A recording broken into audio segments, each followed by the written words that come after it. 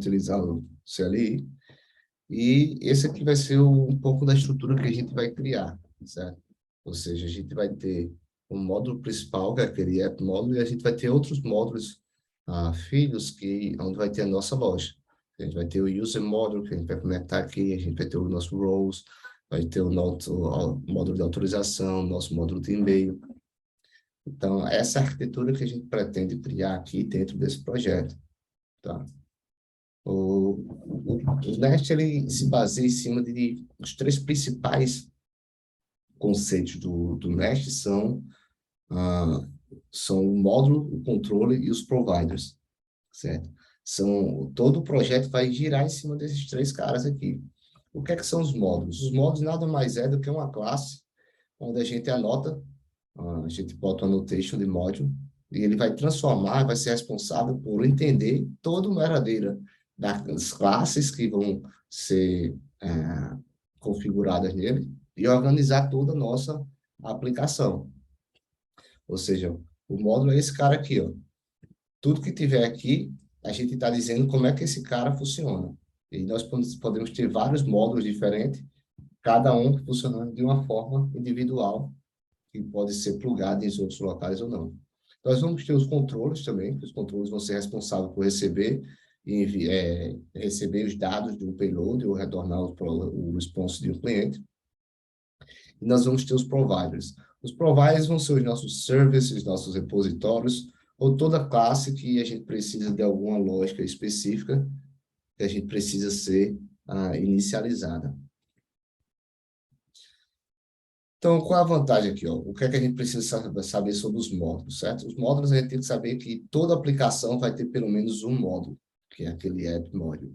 E se a gente quiser organizar ele direitinho, a gente consegue fazer vários módulos pequenos para que fique tudo, cada macaco no seu galho, né? Então, os módulos são uma forma muito boa de a gente organizar os componentes e as features da gente, porque a gente consegue deixar elas bastante definida e individualizada, né? Deixando o código bastante limpo e onde a gente deixa cada parte responsável pelo seu código. E cada módulo a gente divide ele em um novo folder, uma nova pasta. Dessa forma a gente consegue organizar melhor. E outra coisa que a gente consegue fazer e deve fazer também com os módulos tem situações onde módulos diferentes vão ser necessários um do outro. Por exemplo, para fazer a autenticação, a gente precisa se conectar com o usuário. O usuário talvez seja um módulo diferente. Então, a gente consegue fazer um import de um módulo dentro de outro módulo, certo? Que é mais ou menos o que a gente está fazendo aqui. Ó. A gente está utilizando um módulo do tipo ORM, que é o que eu vou falar para você lá na frente. E aqui a partir do momento que a gente faz isso, a gente consegue utilizar tudo que a gente foi exportado dentro desse módulo aqui, a gente consegue utilizar dentro desse nosso módulo do users. Certo. Então, o que é que a gente vai fazer aqui primeiro? Primeiro, a gente vai começar vou criar aqui um novo endpoint, e a gente vai começar a criar o nosso primeiro módulo de usuário, certo? A gente vai criar aqui user. Module user. A partir do momento que a gente usa o módulo generation, essa aqui eu acho que falta falar para vocês. Tá? Mas quando a gente utiliza aqui o CLI do Nest, ele dá para a gente um monte de propriedades que nos ajudam a trabalhar, certo? Como eu falei. Uma delas é o generate módulo. O que é que ele faz aqui? Ó? Ele vai criar um módulo específico e já vai botar esse módulo dentro para a gente, dentro do módulo principal. O que é que ele fez aqui? Ó? Ele criou esse módulo aqui, user, e ele já colocou esse módulo associado aqui, ó, dentro do user. Se a gente for nele aqui, não vai ter nada. É só inicial. Mas ele já fez isso. Do mesmo jeito, ele tem aqui ó, o provider, e ele tem o resolve, o serviço e várias outras coisas que ele já vai criar diretamente. E é interessante que é o seguinte, a partir do momento que a gente criou aqui esse módulo, você pode definir aonde ele vai ser criado. Por exemplo, dentro do folder, você está aqui no principal. Você bota G de generate, você bota módulo, você pode criar, por exemplo, eu quero criar ele dentro de outro folder. Aí já vou botar aqui, ó, módulos user.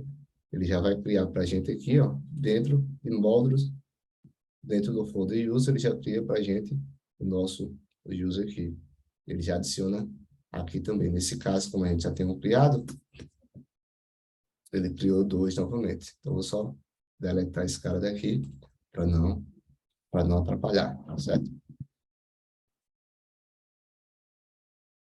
Pronto.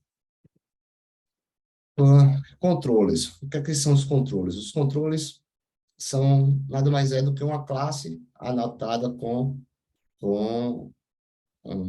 anotada com essa classe aqui, ó, com esse decorator controller, que a partir do momento que a gente anota ele com esse decorator controller, esse decorator ele vai adicionar um metadata naquela classe e dizer que aquela classe tem que ser reconhecida como um controlador, como uma classe que vai ser, que vai ter as nossas rotas, que vai receber as chamadas e fazer os requests.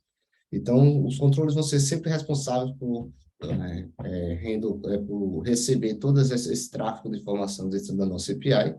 Vai ser nos controles também que a gente vai definir as nossas rotas, e onde a gente define todos os métodos de request, os HTTP métodos que a gente utiliza para dentro de cada endpoint.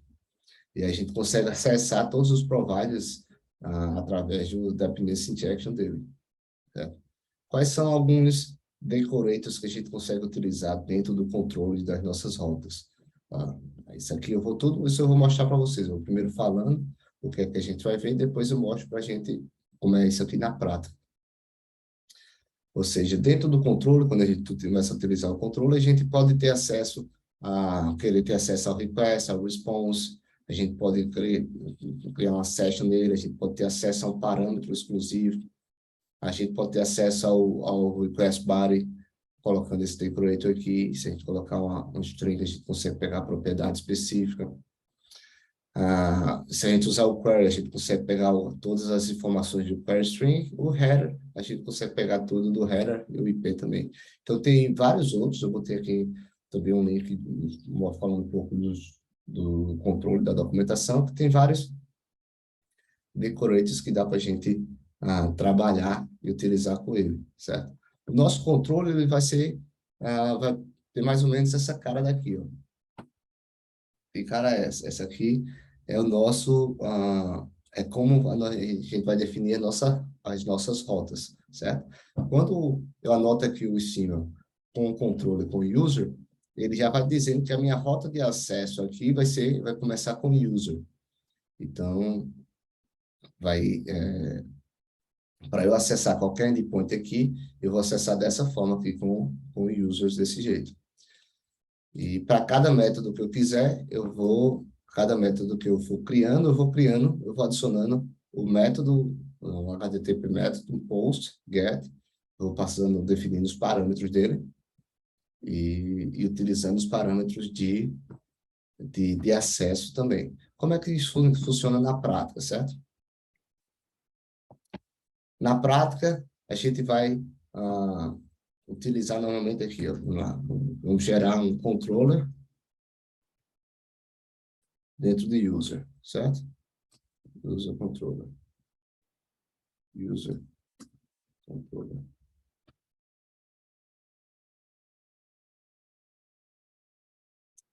Deixa eu ver, estou dentro do cara errado aqui.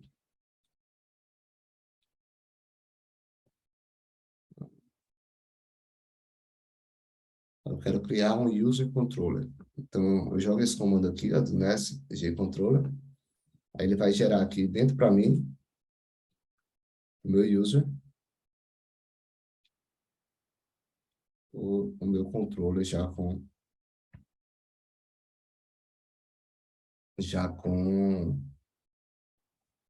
Ele gerou errado aqui, peraí. Deixa eu entrar aqui, ó, módulos, user.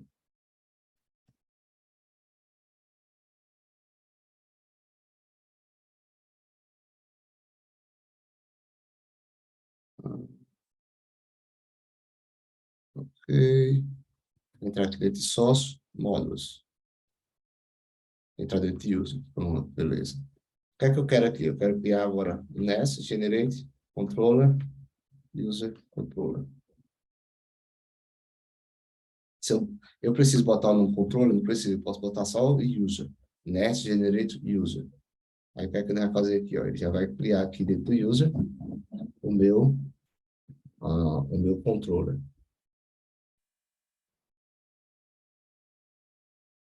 Achei que tá fazendo errado aqui, peraí. Pronto,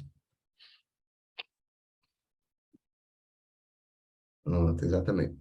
Ele vai sempre criar, ele já sempre vai entender que esse user aqui já existe, já está lá pelo folder, e vai criar uma classe já com o nome controller aqui, de acordo com o que eu defini, e já vai colocar essa classe controller aqui dentro do meu, ah, dentro do meu módulo. Aqui. E automaticamente, ó, ele já bota aqui, eu estou trabalhando dentro do meu módulo. Aqui, você pode ver que eu estou dentro da classe, onde estão todos os meus módulos. Então, só botei aqui, ó, gerar o controle do user. Ele já gera para mim, já gera também um arquivo de teste, certo? A partir do momento que eu faço isso aqui, ó, e deixo rodando aqui, deixa eu deixar rodando aqui, tá? Eu já vou poder ter acesso a essas rotas do nosso. Isso aqui é porque eu criei várias fotos salvar.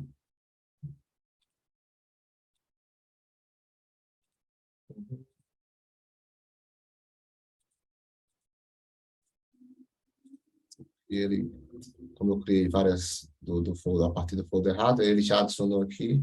Como deletei, eu tenho que deletar aqui também. Pronto, salvei aqui, tudo bonitinho. O meu módulo está dizendo, ei, eu estou importando aqui o módulo de users. O módulo de user está dizendo, olha, um dos meus controladores é o user controller. Então, se eu quiser criar uma nova rota aqui, eu posso, por exemplo, botar aqui, ó, find all, e eu vou retornar aqui, retornar talvez, return, ID, hum.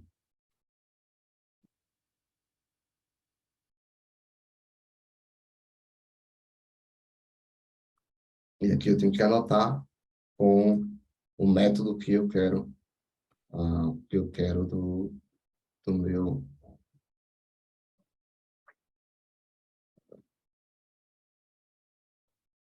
return. Eu tenho que especificar o. Pronto, a partir do momento que eu especifico aqui, eu digo, ó, esse meu método aqui, ele vai retornar uma string, certo? A partir do momento que eu faço isso aqui, a gente vai lá agora para o nosso URL aqui, testar. User,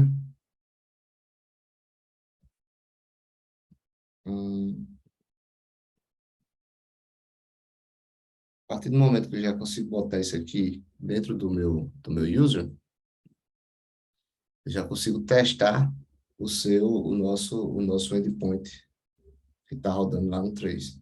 Então, se eu botar aqui, find all string, por exemplo, e eu rodar aqui, ó, você vai ver que ele já vai retornar aquele meu endpoint. Se eu quiser retornar aqui uh, um array de objeto que tem um ID, vamos botar aqui, sei lá, dois objetos aqui, só para a gente testar.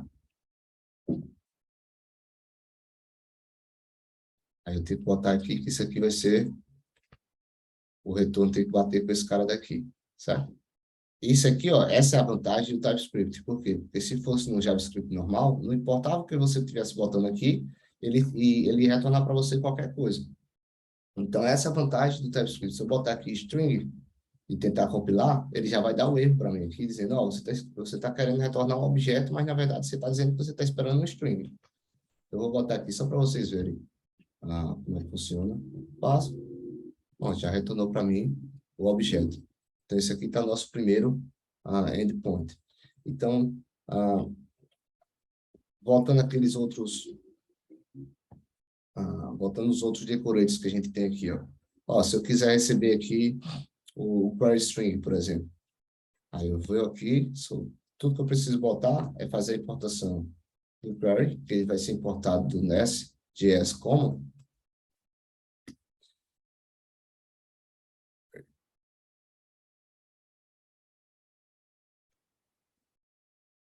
Botar aqui o end. O end funciona para qualquer coisa, quando a gente não tem nada especificado.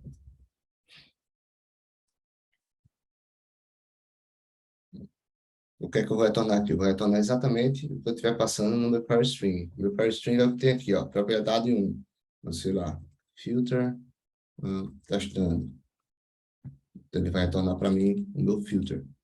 Se eu quiser especificar esse cara aqui com TypeScript, eu consigo criar uma interface para ele e dizer o que é que vai ter aqui para poder trabalhar lá de forma legal. Então, se eu quiser botar um novo aqui, sei lá, um limit, e botar aqui 5, ele vai retornar isso aqui para mim. Se eu vier para cá, como eu estou usando o Postman, deixa eu transformar isso aqui.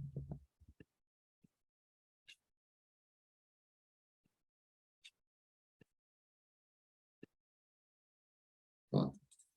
Se eu quiser ter acesso, como é que eu faço para pegar aqui o tipo que eu defini na minha query? Aí a gente teria que criar aqui uma interface,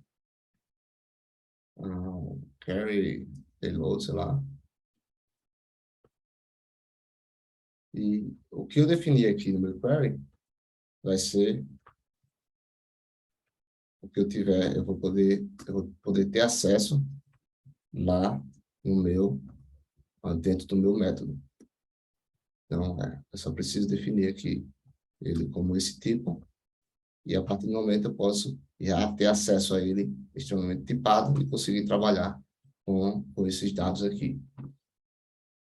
Do mesmo jeito funciona, vou botar aqui, do mesmo jeito funciona se eu quiser, por exemplo, criar uma função de salvar de update, por exemplo. Update. Update a gente vai usar o patch, vai vir também do Common.js. Só que no update, normalmente a gente recebe um parâmetro, que é o ID do usuário, da entidade que vai ser alterado, certo? Você colocar aqui o parâmetro e botar esse ID aqui, se queira do tipo string, e retornar aqui. Bota aqui, ó. Meu ID é... Ó, só o fato de fazer isso, eu já vou conseguir pegar aqui. Eu vou botar o get, já vou conseguir pegar aqui o meu ID por conta desse parâmetro. Ou seja, o que eu botei aqui desse parâmetro aqui, ele identificou do metadata que esse ID aqui vem do canto certo. Então, se eu fizer aqui, ó, se eu fizer um patch para o meu user, passando o ID 123, ele já retornou isso aqui para mim, certo? Aqui ele está entendendo como isso, vamos aqui, retornar como string. Vamos ver o que é que ele está recebendo aqui, ó. O que é que ele recebe do parâmetro. Ele vai receber um objeto, ele recebe um objetozinho aqui. Então, o que é que acontece com o parâmetro, certo? Eu aqui, pode ver que a gente recebeu um objeto. Aí, o parâmetro, ele vai trazer para você todo o objeto. Se você quiser especificar qual é a propriedade do parâmetro que você quer, você tem que colocar aqui dentro do parâmetro a propriedade que você está querendo definir. Isso está explicado aonde aqui, ó. Vocês verem aqui, tá vendo? Eu passo aqui específica, ou eu recebo a mesma coisa que eu vou receber aqui no request.params, ou eu vou receber a propriedade específica. Então, a partir do momento que eu defino aqui, que eu digo, ó, o parâmetro que vai vir é esse daqui, quando eu salvar essa informação e vir aqui já salvar, ele já vai trazer para mim o mesmo ID, que é o que eu estou trabalhando. É assim, esse é o poder que a gente tem dos nossos parâmetros, né? Dos nossos decorators.